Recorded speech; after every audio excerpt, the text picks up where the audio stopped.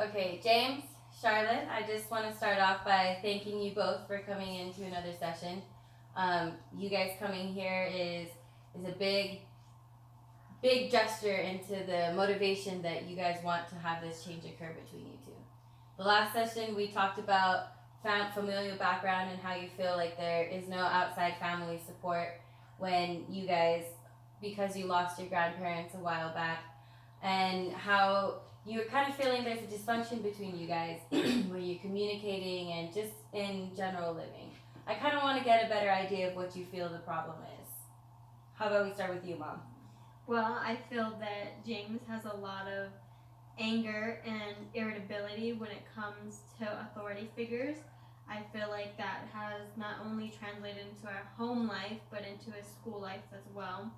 It wasn't even about 3 weeks ago when he was actually caught smoking in the school's parking lot, and when approached about it, he kind of brushed it off like, you can't tell me what to do.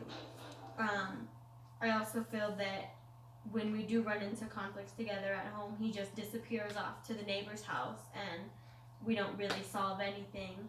I feel like I want to be a better mom for James, and I'm not quite sure how to go about meeting his needs. Okay. James, what do you think the problem is? I just don't really like being told what to do. I don't think it's fair that I don't get to have a say. And the reason I'm always going to the neighbor's house is because you're always yelling at me. Well, I wouldn't have to yell at you, James, if you would just listen to what I have to say. Maybe I won't give you attitude if you don't yell at me. Well, maybe if you would just take what I say and do it, we wouldn't have to run into these problems anymore, James. Okay, does this kind of communication occur between you guys often? Yes. Yeah, pretty much. This is what I always do. Okay. So I want you to think about a time in the last couple of weeks when this kind of occurred between you guys. And I want you guys to act out or say what would really happen between this kind of situation. Do you have an idea of something that happened in the last couple of weeks, maybe? Asking him to take out the trash. Okay, James, do you remember this? Yes. Alright, would you guys feel comfortable acting that out in front of me? Yes. Okay. You can begin. Okay. James, I've asked you to take out the trash. Can you please take out the trash? No, I don't want to take the trash out. James, I've asked you multiple times, and I'm asking you again, can you take out the trash? Mom, this is crazy. I'm just going to go to the neighbor's house. And then he leaves to the neighbor's house, and he's gone. Okay. We're gonna try a little exercise. I want you guys to turn your chairs to each other and try and make, not aggressive eye contact, but make eye contact when you're speaking to each other. And I want you to use I feel statements and describe to me what's going on, how are you feeling. James, you can start. I feel like you don't listen to me. Okay, and that's okay, but how about we speak from, instead of things that she does that upset you, we're gonna say how the situation makes you feel. Okay? Okay. I feel like what I have to say isn't important because I don't get the chance to explain why I don't want to do certain things right in that moment. Okay, and Mom, how does hearing that make you feel?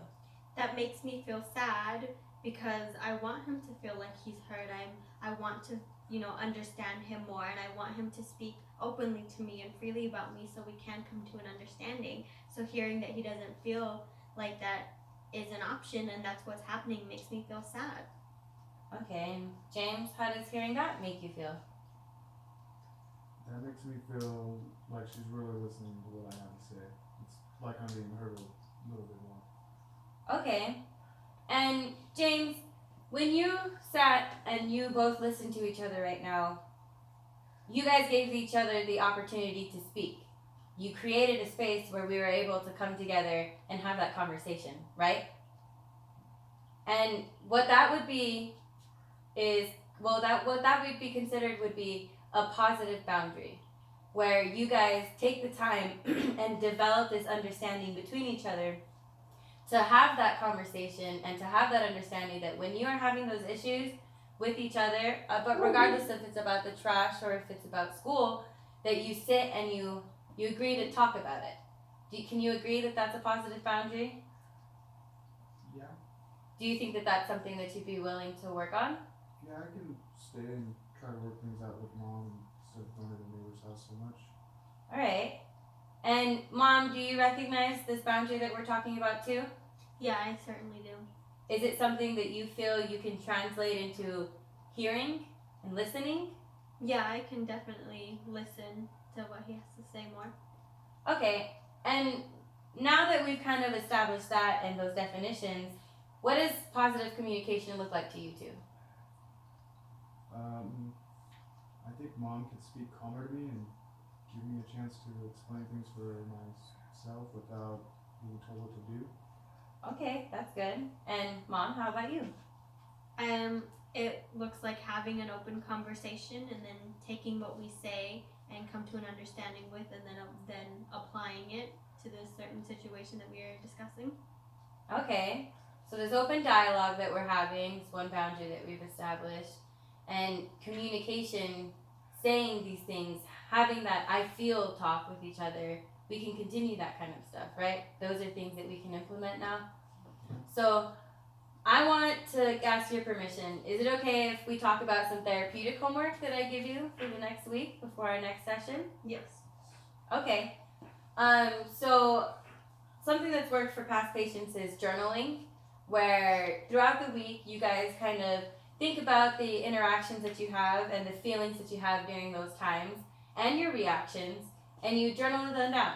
We're going to write them down. It doesn't have to be lengthy or anything like that, but you're going to kind of bring them back. And while you're doing that, you're going to think about some goals that you want to set for future settings. And we've already talked about how between you two there's this kind of dysfunction in communication, and we have to take time to listen to each other and even stay to hear, right? Yes. Okay, so those are things that we want to think about when we're doing our therapeutic homework. And I just want to know that, are you guys willing to do that homework? Does that sound okay and easy to do? Yeah, definitely. Okay, and I just want to thank you again and commend you for coming and joining this session, because this is important work that we're doing. This is important that we get to the bottom of this dysfunction between you guys and kind of figure out where we can meet each other in the middle, right? Yeah. Okay, so you can make an appointment on the way out if that's what you please. We can meet next week. Okay, thank you. All right, no problem. Thank you guys. Thank you.